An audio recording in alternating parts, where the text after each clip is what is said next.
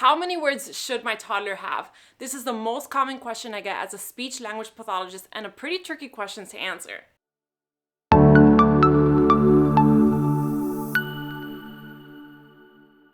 Hi, my name is Brenda. I'm a pediatric speech language pathologist and the creator of Tiny Talker Speech. If you're interested in learning how to get your baby or your toddler communicating and talking more, then subscribe to my channel where I'm going to be sharing tips as a speech pathologist.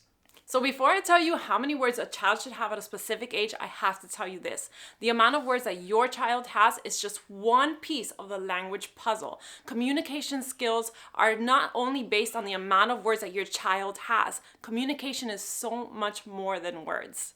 So language skills consist of expressive skills, which is the use of words and sentences and gestures.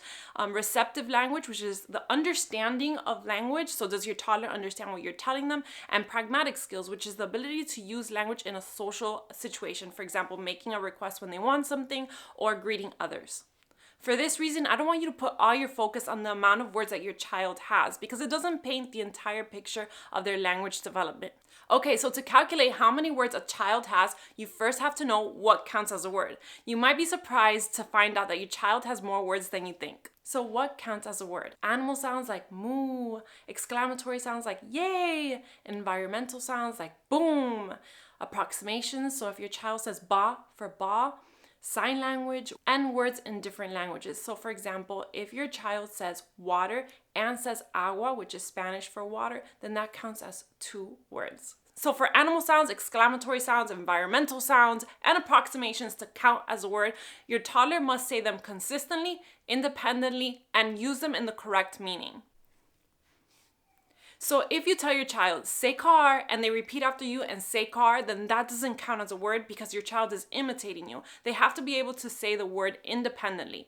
Also, if your child is looking at a toy and says mama, then that doesn't count as a word either because most probably your child is just babbling. They have to use the word in a way that shows they know what the meaning of the word is. So if they look at you and they raise their hands up and they say mama, then that counts as a word because they're using the word correctly. Okay, now that you know what counts as a word, let's talk about how many words we're looking for at a specific age. Here's a chart that explains the number of words a child should have by age. Look for your child's age in the first column. In the next 2 columns, you have milestones and averages. Milestones are the number of words that 90% of children at a specific age can say, and the average is the number of words 50% of children at a specific age can say. So we're looking for children to fall somewhere in that range. So at 12 months, the milestone is 1 word. So we're looking for a child of 12 months to have at least 1 word, and the average is 5 words. At 18 months, the milestone is 10 words. So we're looking for a child at 18 months to have at least 10 words, and the average is 50 words. At 24 months, the milestone is 50 words. So at 24 months, we're looking for a child to have at least 50 words, and the average is 300 words.